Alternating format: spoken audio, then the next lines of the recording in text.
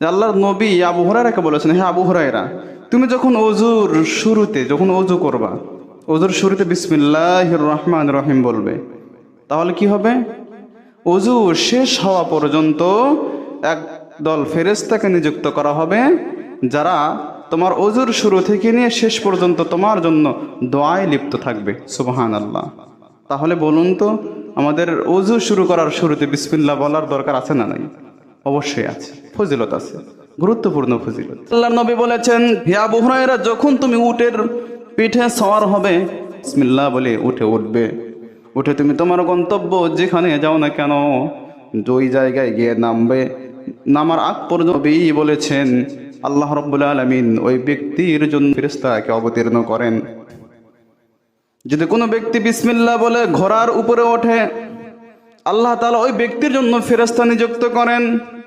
ওই ব্যক্তি যত দূর যাক না কেন, তার গন্তব্যের শেষ হওয়া পর্যন্ত ওই ব্যক্তির জন্য ওই ফেরেশতারা রহমত এবং বরকতের দোয়া করতে থাকেন। সেজন্য আমরা ঘর থেকে যখন বের হব, কোন গাড়িতে উঠব, যে কোনো জায়গায় আমরা যাব, শুরুতে যদি আমরা বিসমিল্লাহ বলে আমরা বের হই, বিসমিল্লাহ বলে কাজটা শুরু করি, বিসমিল্লাহ বলে ওই গাড়িতে আমরা উঠি, তাহলে নামা পর্যন্ত আমাদের জন্য ফেরেশতারা দোয়া করতে থাকবেন। সুবহানাল্লাহ। তাহলে চিন্তা করে দেখুন, যদি ফেরেশতারা আমাদের জন্য দোয়া করতে থাকে, নিরাপত্তার অ্যালার্ট নিয়ে যদি তারা দাঁড়িয়ে থাকে, তাহলে কি আমাদের কোনো ক্ষতি হওয়ার সম্ভাবনা থাকে না?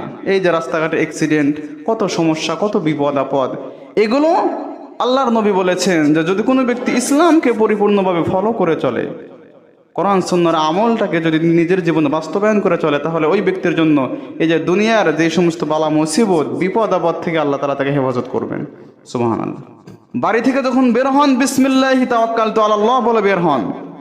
এরপরে আবার যখন গাড়িতে ওঠেন, বিসমিল্লাহির রহমানির রহিম বলে গাড়িতে ওঠেন, দেখবেন অন্য কারোর গাড়িও যদি অ্যাক্সিডেন্ট হয়, আপনার গাড়ি অ্যাক্সিডেন্ট হবে না। কারণ আপনি এমন একজন মহান রবের নাম নিয়ে আপনার গাড়িতে উঠেছেন যে রব আপনাকে সর্বপ্রকার বিপদ থেকে হেফাজত করতে পারেন। আপনি তার উপরে বিশ্বাস রেখে আপনার গাড়িতে উঠেছেন। বিশ্বাস আমাদের রাখতে হবে, তার প্রতি ভালোবাসা আমাদের রাখতে হবে।